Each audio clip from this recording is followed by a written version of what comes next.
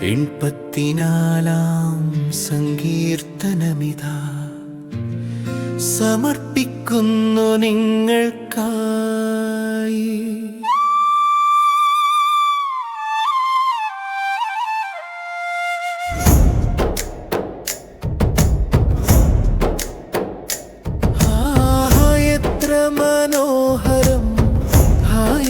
മനോഹരം സൈന്യങ്ങളുടെ കർത്താവേ, അങ്ങയുടെ വാസസ്ഥലം എത്ര മനോഹരം.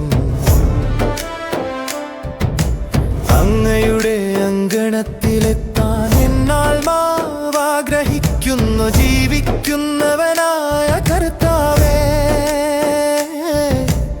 എൻ മനസ്സും എൻ ശരീരവും ആനന്ദഗാനമാലപിക്കുന്നു. എന്റെ രാജാവും എന്റെ ദൈവവുമായി സൈന്യങ്ങളുടെ കർത്താവേ, കുരുകിൽ പക്ഷികളും മീവൽ പക്ഷികളും അങ്ങയുടെ സങ്കേതത്തിൽ ആശ്രയിക്കുന്നുവല്ലോ.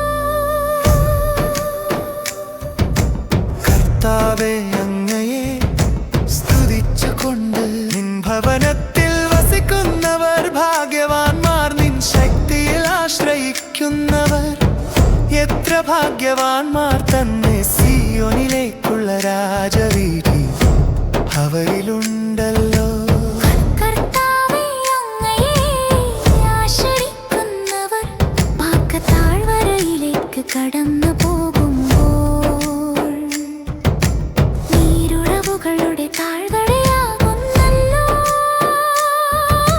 ശരതകാല വൃഷ്ടി അതിനെ ജലാശയമായി നിറക്കുന്നുവല്ലോ. കർത്താവേ, അങ്ങിൽ ആശ്രയിക്കുന്നവർ കൂടുതൽ കൂടുതൽ ശക്തിയാർജിക്കുന്നു. സിയോനിൽ അവർ ദൈവത്തെ ദർശിക്കുമല്ലോ.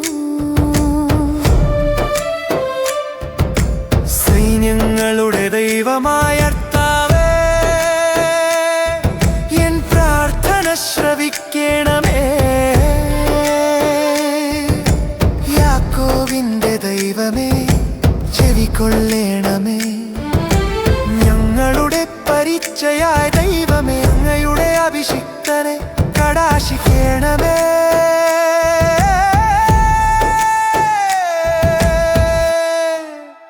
അന്യസ്ഥലത്ത് 1000 ദിവസത്തേക്കാൾ അങ്ങയുടെ അങ്കണത്തിൽ ഒരു ദിവസമായിരിക്കുന്നത് എത്ര അഭികാമ്യം. ദുഷ്ടതയുടെ കൂടാരങ്ങളിൽ വാഴുന്നതിനേക്കാൾ എൻ ദൈവത്തിൻ ആലയത്തിൽ വാതിൽ കാവൽക്കാരനാകുന്നത് എത്ര അഭികാമ്യം. ദൈവമായി കർത്താവ് സൂര്യനും പരിചയമാകുന്നു.